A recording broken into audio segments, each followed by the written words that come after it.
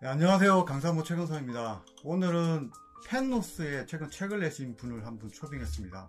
지금 옆에 와 계신데요. 소개 좀 부탁드리겠습니다. 네, 안녕하세요. 네, 안녕하세요. 저는 반려동물 장례 지도사 강성일입니다. 반갑습니다. 반려동물 장례 지도사. 네네. 어떤 직업인가요? 네, 반려동물 장례 지도사는 반려인과 반려가족의 이별 예식을 가장 가까운 거리에서 절차의 진행을 도움을 드리는 역할이라고 보시면 됩니다. 이 반려동물 지도사를 하게 된 계기가 있으신가요? 10년, 제가 올해로 일한 지 이제 10년 차가 되었는데요. 네. 10년 전에 저는 사업을 하다가 사업을 정리하고 가까운 나라 일본에 가서 그 나라의 반려동물 장례 문화를 좀 보고 거기에서 조금 생각이 많이 바뀌었던 것 같아요. 그래서 돌아와서 한국에서 준비하고 시작을 하게 됐습니다. 일본의 그 펜노스나 이런 뭐 이별 예식하는 그런 부분들이 어떻게 다른가요? 일본 같은 경우는 사실 종교적인 개념이 더 많이 있고요. 샤머니즘. 네. 종교적인 네. 개념으로 많이 절차가 진행이 되고 예. 또 사후 세계에 대해서 많은 생각이 있는 정서가 있는 나라예요. 그러다 보니까 조금 우리나라의 그 가족에 대한 존중도 상당히 컸지만 떠난 아이들에 대해서 존중이 상당히 저는 사실 제가 그 당시에 느꼈던 마음은 좀 충격적이었어요. 너무 많은 부분까지 존중을 해주는 모습이 이 부분이 우리나라도 당연히 필요하겠구나 라고 생각이 들었던 것 같아요.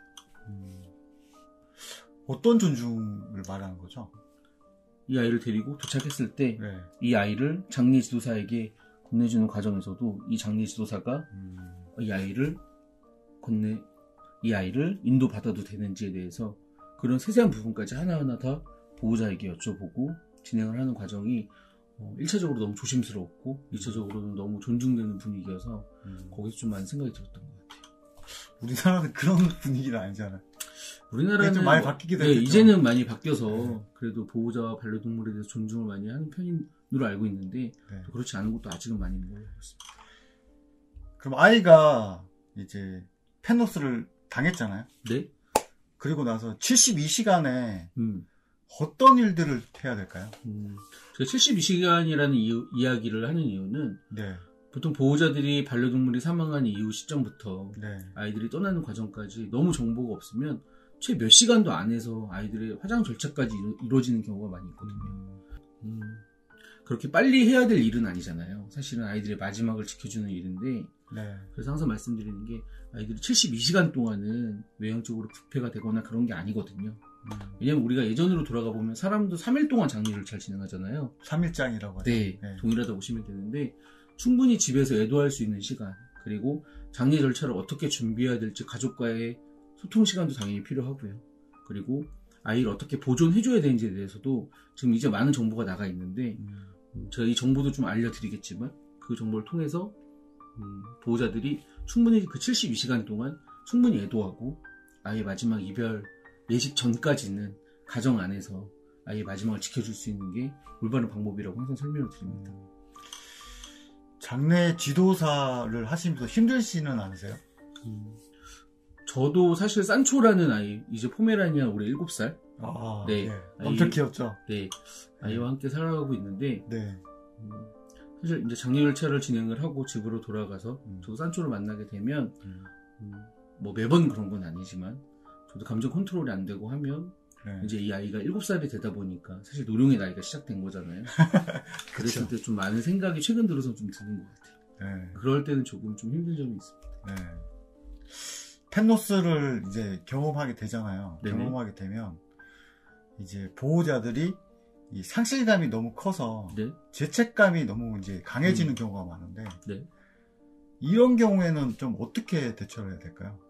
사실 미안함으로 시작되는 펜노스 증후군에 대해서는 보호자분들이 그래도 이 가족분들이 반려인들이 아이의 마지막을 떠나보내기 전에 조금은 어느 정도의 정보도 당연히 알아야 할 것 같고요. 그리고 아이들이 떠나보낸 이후에 내가 이 아이를 어떻게 기억할지에 대해서도 한 번쯤은 당연히 고민을 해야 될 것 같고요. 그리고 가장 중요한 건 보호자의 첫 번째 내 마음의 준비도 해야 될 것 같아요. 그리고 아이의 마지막까지 이 아이의 마지막까지 어떻게 지켜주냐에 따라서 저는 그 후에 닥쳐올 펜노스 증후군은 당연히 겪어야 될 일이라고 저는 항상 이야기를 드리거든요. 그 펜노스 증후군을 겪지 않겠다 또는 펜노스 증후군과 거리를 좀 두겠다라는 건 저는 좀 말이 안 된다고 이야기를 해요. 내가 적어도 10년 이상 가족으로서 함께했던 아이인데 당연히 떠나면 상실감으로 시작되는 펜노스 증후군은 저는 당연하다고 이야기를 하거든요. 그런데 그 증후군을 겪는 과정이라던가 기간에 대한 부분이 얼만큼 또는 얼만큼 깊이 진행되는지 이 부분에 있어서는 보호자분들이 그래도 사전에 좀 준비한 보호자와 너무 준비 없이 아이들을 떠나보낸 보호자의 차이는 분명히 있었습니다. 그래서 어느 정도 보호자 입장으로 조금의 준비는 하셔야 되지 않나 라고 항상 이야기 드리고 있습니다. 네. 그렇다면 이제 이 펜노스를 경험한 보호자들이 이제 굉장히 많이 슬퍼하는 경우가 많잖아요. 네. 근데 그 중에서 좀 기억에 남는 보호자가 있으실까요? 가장 기억에 남았던 보호자는 펜노스 증후군을 겪는다고 표현하셨던 건 아닌 것 같고요. 네. 아예 절차를 진행하시고 장례 절차를 진행하시고 이제 그 제가 있는 곳에 납골당에 이제 제가 있는 그 납골 공안당에 아이를 안치를 하셨어요. 근데 거리가 상당히 됐었어요. 저희 장례식장에서 보호자 댁 거리가 상당히 꽤 됐는데 매일 상당히 됐는데 매일 똑같은 시간에 49일 동안 그 49제라고 흔히 하잖아요. 진짜요? 네, 49일 동안 하루도 빠지지 않고 오셨고 항상 옆에서 저희가 좀 멀리서 이렇게 지켜서 보면 오셔서 항상 아이 유골함 쓰다듬어 주시면서 아이에게 이렇게 이야기해 주시고 그리고 돌아가실 때 항상 눈물 이렇게 닦아주시면 돌아가시고 하는 모습을 좀 뒤에서 많이 봤는데 네, 그런 모습 보면서 아이들을 기억하고 또 추모하고 애도하는 방법에도 또 이런 방법도 있구나라는 걸 한번 느낀 적이 있어서 최근 들어서 기억에 남는 보호자 중에 한 분이세요. 저도 이제 펜노스 책을 번역해보고 또 이런 보호자들과 펜노스에 대한 상담을 좀 진행을 해보니까 느끼는 게 그분들이 이제 죄책감이나 어떤 상실감 때문에 죄책감이 굉장히 커져서 가슴은 되게 아파하는데 그걸 누구에게나 이렇게 토로할 수가 없는 그런 그런 상황들이 계속 연출되다 보니까 돌파구를 찾지 못하고 그냥 너무 막 괴로워하는 것들을 많이 보게 되거든요. 그런 경우에는 어떻게 해야 될까요? 이 부분과도 좀 연속성이 되는 이야기여서 제가 이제 아이들을 보내기 전에 준비하는 과정의 내용을 담았던 내용인데 미리 조금은 내 주변에 가족이라던가 지인분들께 내가 함께하고 있는 이 반려동물의 상태에 대해서 미리 좀 알릴 필요가 있고요. 그리고 그렇게 조금씩 알려놓고 그렇게 조금은 알려놓고 아이들이 떠났을 때도 그 상태를 알고 계시기 때문에 주변과 가족분, 주변 지인과 가족분들이 알고 계시기 때문에 그 내용을 통해서 주변과 지인분께 먼저 이야기를 해주셔야 돼요. 그랬을 때 내 주변과 가족분들이 펜노스 증후군에 대해서도 일차적으로 존중이 될 것 같고요. 그리고 보호자가 너무 슬퍼하는 입장에서도 조금은 내 마음의 치유를 좀 요청을 할 수 있는 역할이 내 주변에 분명히 있거든요. 근데 이런 이야기를 미리 사전에 못하신 분들이 상당히 많거든요. 우리나라 정서상. 근데 그러지 말고 미리 이야기를 해주시는 게 너무 좋습니다. 그러면 책 이야기 잠깐 하겠는데 책을 쓰시게 된 계기가 있으실까요? 책을 쓰게 된 계기는 제가 뭐 글을 쓰는 사람은 사실은 아닙니다. 저 직업은 근데 어떻게 책을 쓰셨어요? 반려동물 장례조사인데 계기는 조금 오랜 시간 지금 이제 올해로 제가 이 지금 직업을 선택한 지 10년이 됐는데요. 와. 근데 오랜 시간 동안 일하면서 실제로 보고 겪었던 부분을 조금씩 메모를 해놨었어요. 근데 이 메모 해냈던 부분이 작년 초반에, 그러니까 2019년도에 정리가 어느 정도가 다 완료가 돼서 이 내용을 좀 많은 사람들에게 알려주면 이 내용을 통해서 또 준비하시는 분들, 또 슬퍼하시는 분들께 작은 위로가 되지 않을까라는 생각으로 도서를 출간하게 됐습니다. 이제 최근 들어서 이제 펜노스 서적들이 나오긴 하는데 가장 중요한 게 뭐라고 생각하세요? 펜노스 도서 저는 사실 제 도서에도 나와 있는 내용인데요. 제가 처음에는 우리나라 펜노스 증후군에 대해서 정의를 해보고 싶었어요. 사실은. 왜냐면 펜노스 증후군이라는 명칭 자체가 펜노스 신드롬이라는 글인데 이 글 자체도 원문이고 사실 외국에서 그렇죠. 네. 생성된 언어잖아요. 그러다 보니까 그럼 과연 우리나라의 펜노스 증후군의 정의는 무엇일까? 네. 그리고 또 실제로 내가 우리나라의 펜노스 증후군을 겪고 계신 분들을 많이 봤기 때문에 이분들에게 조금이라도 도움을 드릴 수 있는 내용은 무엇일까라고 생각을 했거든요. 그래서 준비가 된 내용인데 최근 들어서 이제 펜노스 증후군 서적이 많이 알려지고 많이 준비가 되고 있다는 내용도 들었는데요. 그 과정을 보면서 느꼈던 건 이제 반려 인구도 정말 우리나라에도 많아졌고 또 1500만 시대라고 네. 네. 이 반려 인구들 중에서도 노령의 아이들과 함께하고 계신 분들이 좀 많아졌구나. 그리고 분명히 이 펜노스 증후군에 대한 문화는 이제 필요할 시점이 되었구나 라고 생각이 들었습니다. 애견 산업이 이제 붐이 일어나고 네. 또 강아지들이 많이 입양을 가고 현재 유기견이 이제 매년 한 10만 마리 이상의 유기견이 증가하고 있는 상황이고 네. 그런 상황들 속에서 봐도 지금 유기동물뿐만 아니라 지금 노견에 대한 강아지들이 굉장히 많거든요. 맞습니다.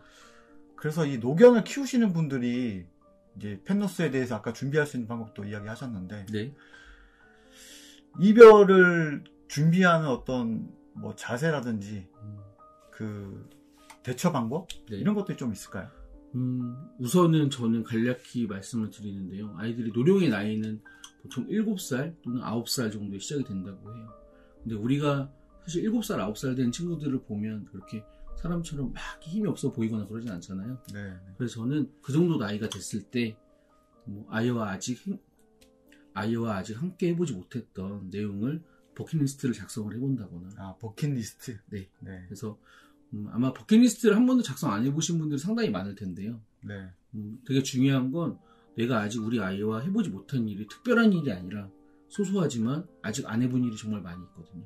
그리고 그 버킷리스트를 다 수행할 수는 없지만 그래도 내가 이 버킷리스트를 실제로 내가 보호자 입장으로 적어보는 것만으로도 저는 그 부분마저도 아이에게 정말 사랑을 표현한다고 이야기를 하거든요. 네. 그래서 아이를 위한 시간을 미리 가져보는 것도 중요한 일이고요. 그래서 노령동물의 나이가 시작된 저 역시도 그런데요. 노령동물의 나이가 시작된 보호자들 입장에서는 버킷리스트에서 시작해서 정말 나중에는 아이들의 마지막을 지켜줄 수 있는 장례식장에 대한 정보도 미리 한 번쯤은 알아보시는 게 상당히 올바른 방법이라고 말씀드립니다. 자, 그렇다면 이제 작가로서 네. 계속 글을 쓰실 건가요? 네, 지금 또 사실은 다시는 쓰지는 않으려고 했는데 힘드셨죠? 네, 지금 제가 출간한 안녕 우리들의 반려동물 펜노스 이야기라는 도서는 사실 좀 준비하는 과정에 많이 내용이 많다 보니까 물론 떠나보낸 분들에는 위로도 있지만 준비하는 과정에 들어가 있다 보니까 이 무게를 조금은 후단으로 나눠서 이제 떠나보낸 분들을 위로할 수 있는 내용도 조금 준비를 하고 있고요. 또 저와 소통하고 있는 보호자들이 많은 사례자가 되셔서 저와 소통하고 있는 보호자분들의 이야기도 한번 같이 담아보고 싶은 마음이 있어서 최근 들어서 준비를 좀 따로 하고 있습니다. 그러면 지금 일하고 계신 이 펫포레스트는 어떤 공간인지 한번 설명 좀 해주실래요? 반려동물 장례식장 펫포레스트라고 하고요. 이곳은 아이들의 마지막을 지켜주는 공간입니다. 가족분들이 아이와 함께 와서 장례 절차를 진행할 수 있는 공간이고요. 그리고 반려동물 장례식장 펫포레스트는 우리나라의 반려동물 장례식장이 이제는 좀 많아졌는데요. 조금 틀린 점은 그런 것 같습니다. 결국은 사람을 위한 일을 하는 공간이라고 많은 분들이 이야기를 하시거든요. 그런데 실제로 저와 함께하고 있는 동료 지도사 그리고 펫포레스트에 계신 모든 분들은 물론 오시는 반려인들을 위한 목적도 가장 중요하지만 그거보다 더 우선으로 생각하는 건 떠난 아이들이지만 이 아이들이 장례식장에 도착했을 때 얼마만큼의 존중을 받을 수 있는지에 대해서 상당히 많은 고민을 하고 또 그 부분에 있어서도 보호자와 약속을 계속 이어가고 있는 그런 곳이라고 보시면 됩니다. 제가 마지막으로 이제 질문할게요. 네. 이제 펜노스를 경험하시는 많은 이제 구독자분도 계시고 또 반려인도 계시잖아요. 네. 그들에게 이제 책을 쓰신 작가로서 소중한 한마디 해주신다면? 항상 제가 장례 절차를 진행을 하고 네. 보호자가 집으로 돌아가시기 전에 절차 마무리할 때 항상 똑같이 이야기를 드리는 내용인데요. 네. 보호자분들이 사실 그렇습니다. 오랜 시간 동안 아이들을 케어하고 정말 최선을 다하셨거든요. 근데 그 최선을 다했다는 걸 알아주는 사람이 사실 많진 않아요. 그래서 제가 항상 똑같이 이야기 드리는 건 아이의 나이 동안 너무 고생 많으셨고 애쓰셨습니다 라고 항상 말씀드리거든요. 그리고 한 명의 보호자로서 그리고 한 명의 보호자로서 정말 너무 최선을 다하셨습니다 라고 말씀드리는데 그래서 항상 애쓰셨습니다 라고 인사를 마지막으로 드립니다. 이 영상을 보시는 반려인들께서도 지금 역시도 너무 최선을 다하고 계신 걸 저는 정말 잘 알고 있고요. 저 역시도 그렇기 때문에 그래서 앞으로도 아이의 마지막까지 끝까지 잘 지켜주는 그런 책임 있는 보호자분들이 반려인들이 되셨으면 합니다. 네. 그리고 너무 보호자분들을 애쓰셨습니다. 네. 그러면 뭐 장례가 있거나 아니면 펜노스가 생기면 네. 시장님한테 연락하면 되나요? 네, 말씀 드려도 되는데요. 사실 아이들 건강이 가장 우선이고요. 네. 그리고 저도 이런 상담 연락 오고 하면 네. 우선은 아이를 먼저 잘 지켜주시라고 항상 말씀드리거든요. 네. 그래서 박사님께서도 코코 아이가 이제 몸이 좀 많이 안 좋은 걸 제가 알고 있어서 네. 아이를 잘 지켜주시고 혹시라도 정말 아주 나중에 큰일이 생기면 언제든지 저한테 말씀해 주시고 저도 제가 드릴 수 있는 작은 도움이지만 좀 도움 드려서 위로할 수 있는 한 사람이 되도록 하겠습니다. 네. 자, 오늘 여기까지 하겠습니다. 저는 지금까지 강삼호 최경선. 네, 저는 반려동물 장례지도사 강성일이었습니다. 예, 감사합니다. 네.